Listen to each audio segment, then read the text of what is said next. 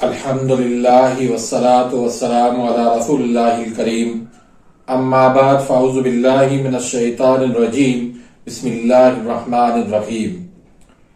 محترم ناظرین کرام، محترم بھائیوں اور بہنوں، السلام علیکم ورحمۃ اللہ وبرکاتہ۔ اللہ پاک سے دعا ہے اللہ پاک آپ تمام بھائیوں کی اور تمام بہنوں کی پریشانیاں دور فرمائے اور اللہ پاک آپ کو کامل صحت والی زندگی عطا فرمائے۔ ناظرین، آن لائن طبی کورس کے سلسلے میں ہم بیان کر رہے ہیں غدی اعصابی یعنی گرم تر مزاج کی ادویات کو۔ تو اس سلسلے میں آج کا جو ہمارا ٹاپک ہے وہ ہے غدی اعصابی تریاک۔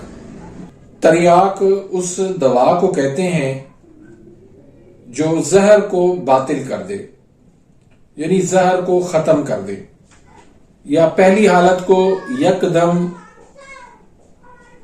نئی حالت کے اندر تبدیل کر دے۔ ایلوپیتھی اور ہومیوپیتھی میں ایسی دوائی کو اینٹی ڈوٹ کہتے ہیں۔ مثلا کھار الکلی کے مقابلے میں ترشی ایسڈ ہے۔ اسی طرح افیون کے زہر کو کچلا زائل کر دیتا ہے۔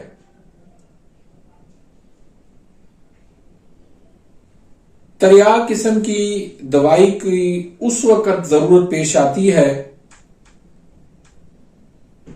جب کسی زہر سے یا عضو کی مشینی تحریک سے موت واقع ہونے کا خدشہ ہو۔ مثلا ہیضہ ہے، نمونیا ہے، سرسام اور خونی قے وغیرہ ہے، تو ان صورتوں کے اندر تریاک کا استعمال ہوتا ہے۔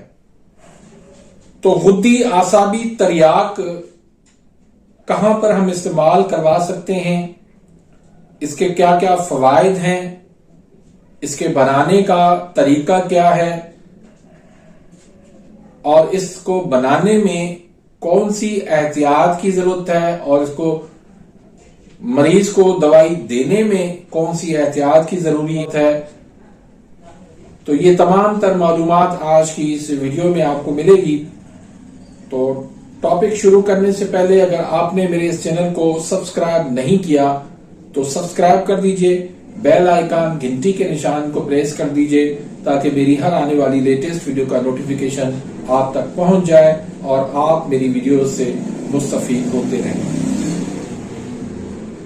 تو ناظرین، سب سے پہلے اس کے ہم اجزاء کو دیکھ لیتے ہیں، کون کون سی چیزیں ہیں۔ اس میں ہے شیر مدار 2 تولہ، شیر مدار یعنی اک کا دودھ، سہاگا بریاں یہ 7 تولہ آپ نے لینی ہے،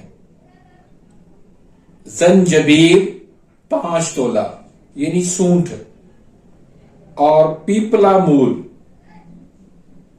3 تولہ۔ اس کا دوسرا نام فلفل دراز ہے، ہندی میں بھی میرے خیال میں اس کو فلفل دراز کہتے ہیں۔ تو شیر مدار کے علاوہ تو ترکیب تیاری اس کی کیا ہے، بنانے کا طریقہ کیا ہے کہ شیر مدار کے علاوہ باقی ادویات کا آپ نے باریک صفوف بنا کر اور پھر اس میں شیر مدار ملا کر اس کو خوب آپ نے کھل کرنا ہے، اچھی طرح سے آپ نے اس کو کھل کرنا ہے۔ کم از کم آپ اس کو 4 سے 5 گھنٹے تک آپ اس کو کھل کریں۔